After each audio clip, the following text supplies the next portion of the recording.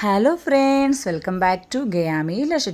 നമ്മൾ ഇന്ന് മുതിര പുഴുക്കാണ് ഉണ്ടാക്കുന്നത്. കഞ്ഞിലൂടെയൊക്കെ കഴിക്കാൻ നല്ലതാണ്. ഉച്ചയ്ക്കും അത്താഴത്തിനൊക്കെ കഴിക്കാൻ പറ്റിയ ഒരു അടിപൊളി മുതിരപ്പുഴുക്ക് എങ്ങനെ ഉണ്ടാക്കുന്നത് നോക്കിയാലോ. ആദ്യമേ തന്നെ 1 കപ്പ് മുതിര ഞാൻ 1 മണിക്കൂർ കുതിരാനിട്ട് വെച്ചിരുന്നു. 1 മണിക്കൂറിന് ശേഷം കഴുകി ഊറ്റി വാരി എടുക്കുക. നമ്മളൊരു പാനിലേക്ക് വെളിച്ചെണ്ണ ഒഴിച്ചു കൊടുത്തിട്ടുണ്ട് 2 ടേബിൾ സ്പൂൺ. അതിലേക്ക് ഈ കഴുകി ഊറ്റി വെച്ചിരിക്കുന്ന മുതിര ഇട്ട് നന്നായിട്ട് വറുത്തെടുക്കുക. വറുത്തെടുക്കുന്ന പാകമെന്ന് വെച്ചാൽ അതൊരു ചുമപ്പ് കളറാവും. മാത്രമല്ല ഒന്ന് പൊട്ടി ഇങ്ങനെ വരും. അപ്പോൾ നമ്മൾ മീഡിയം തീയിലിട്ടിട്ട് വേണം ഇത് വറുത്തെടുക്കാൻ. ഹൈ ഫ്ലെയിമിലിട്ട് വറുക്കരുത്. ഇപ്പോൾ ഇത് നല്ലതായിട്ട് റെഡി ആയിട്ടുണ്ട്. നമുക്കിനി ഗ്യാസ് ഓഫ് ചെയ്യാം.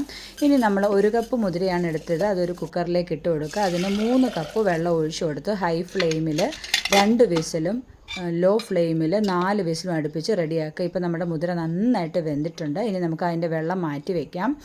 ഇനി നമ്മൾ കടായിലേക്ക് വെളിച്ചെണ്ണ 2 ടേബിൾ സ്പൂൺ ഒഴിച്ച് കൊടുക്കുക. ഞാൻ അരമുറി സവാളയും 10 ചെറിയ ഉള്ളി എടുത്തിട്ടുണ്ട്. അത് നന്നായിട്ട് നമുക്ക് വഴറ്റി കൊടുക്കാം.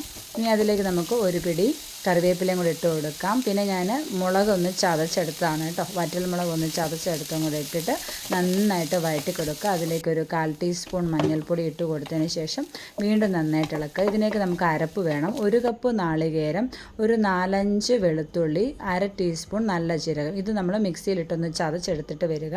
അത് നമുക്ക് ഇതിലേക്ക് ഇട്ട് കൊടുക്കാം. ചതച്ചത് ഇതിലേക്ക് ഇട്ടതിന് ശേഷം നമുക്ക് വീണ്ടും ഉള്ളിയിലിട്ട് നന്നായിട്ട് വീണ്ടും ഇളക്കി കൊടുക്കുക. ഇത് നമ്മളൊരു മീഡിയം തീയിലിട്ട് ഇളക്കാൻ ശ്രദ്ധിക്കണേ.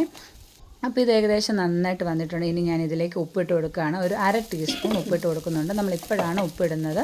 അപ്പോൾ അത് വീണ്ടും ഇട്ട് നന്നായിട്ട് ഇളക്കുക. ഇനി നമ്മൾ ഇതിൻ്റെ നടുവിലേക്ക് കുറച്ച് സ്ഥലമാക്കി വെക്കുക. എന്നിട്ട് നമ്മൾ നേരത്തെ വേവിച്ച് വെച്ചിരിക്കുന്ന മുതിര ഇതിലേക്ക് ഇട്ട് കൊടുക്കുക.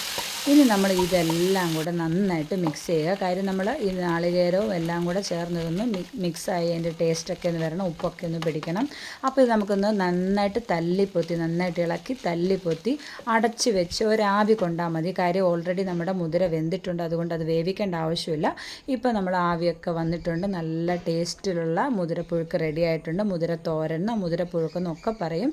അപ്പോൾ നമുക്കിത് കഞ്ഞിയുടെ ചൂട് കഞ്ഞിയുടെ കഴിക്കാൻ നല്ലതാണ് കേട്ടോ. അപ്പോൾ നമ്മളിവിടുത്തെ അത്താഴം ഇന്ന് മുതിരപ്പുഴുക്കും കഞ്ഞിയുമാണ്. പിന്നെ കൂടെ ഒരു ചുട്ട പപ്പടം കൂടെ ഉണ്ട്. അടിപൊളിയാണ്. എല്ലാ കൂട്ടരും ഒന്ന് ട്രൈ ചെയ്ത് നോക്കും. മറ്റൊരു വീഡിയോയുമായി വീണ്ടും വരാം. Thanks for watching.